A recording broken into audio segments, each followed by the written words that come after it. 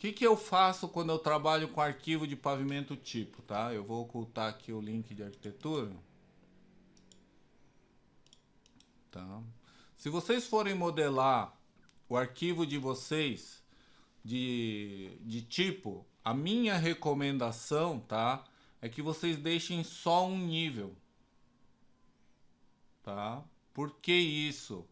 Porque se vocês já têm experiência, já fizeram alguma vez isso, se eu começar aqui, passar eletroduto, vamos supor que eu comece a passar eletroduto aqui, tá?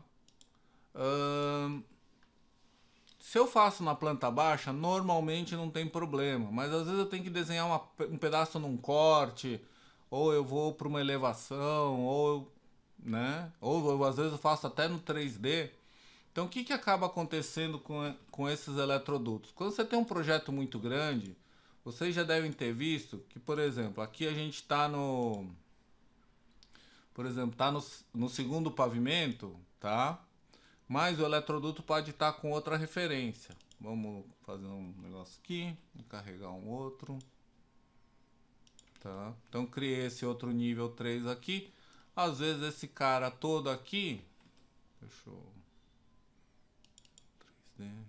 Então vamos supor que esse cara aqui ficou vinculado ao outro pavimento. Por quê? Porque na hora que eu estava lançando, por algum motivo eu fiz um lançamento que estava referenciado no outro pavimento. E quando eu vou lançar o próximo eletroduto, é sempre bom conferir, quando vocês forem desenhar um eletroduto, se o nível de referência aqui está o correto.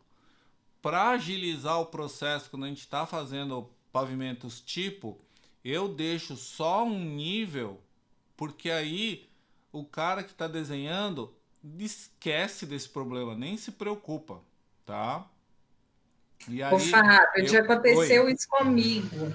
Já aconteceu isso Uhum, comigo. Uma ótima dica mesmo. Essa tá? questão de ter só um pavimento, porque eu já passei raiva com isso. Até eu Então. descobri, né? Aí eu descobri, mas mesmo assim é mais fácil realmente. Então. E aqui, por exemplo, deixa eu ver. Nessas versões mais novas, antigamente, vamos ver se aqui. Se eu mudar aqui para o nível 3, ó, aqui nesse 20, o meu é o 20.2, tá? Eu mudo o do fitting, tá? E ele não muda de lugar.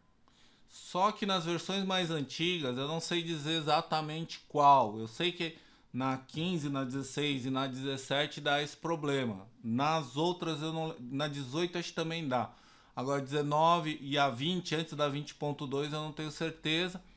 Que se você muda aqui o nível, tá? O que acontece? Ela vai e desconecta, tá? Só que esse nível é muito importante, por quê? Porque muitas vezes ele vai ser usado em outras ferramentas, tá? Então isso é um problema bem comum, assim, que às vezes a gente está preocupado em modelar e fazer o 3D e tudo, e a gente esquece de algumas informações que vão ser importantes.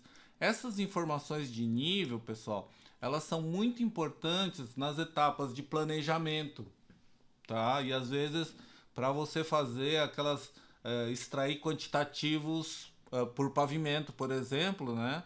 E senão você vai ter que pegar assim todos os objetos, criar um parâmetro e dizer, ah, está em pavimento tal, né? No passado a gente também lá na Filipon a gente criou um parâmetro para fazer esse preenchimento na mão, tá? Por quê? Porque a gente trabalhava, principalmente quando ia pro arquivo do condomínio, que era tudo junto, né? E ficar arrumando o nível era um negócio que levava muito tempo, então a gente falou, não, vamos arrumar aqui, a gente tem esse parâmetro e arruma aqui, né? E a gente informava quem ia consumir para não usar o nível, usar esse outro parâmetro, tá? Então, dependendo da demanda do cliente, às vezes você tem que cuidar ou não disso. Na maioria dos processos que existem hoje, tá? O, as demandas não são muito grandes, então muitas vezes o cara nem sabe o que está acontecendo, né? Mas, por exemplo, ele nem está olhando isso, ele não quer isso, então isso aí para ele não faz diferença. Mas quando você começar a entrar num processo um pouco mais maduro, que o cliente já tem um processo já mais estruturado, isso aí vai começar a virar um extra que vocês vão ter que executar no modelo de vocês, tá?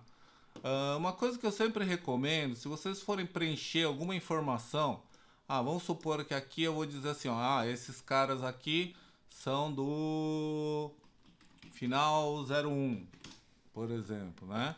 E esses aqui são do final 02. Lógico que a gente não vai usar comentários, eu vou criar um parâmetro para isso, né? Mas esse tipo de preenchimento, o ideal é você fazer quando você está fazendo o lançamento do que deixar para o final, tá? Eu sempre recomendo isso. Por quê? Porque quando chegar lá no final, você eventualmente não vai lembrar ou vai falar, mas o que era mesmo?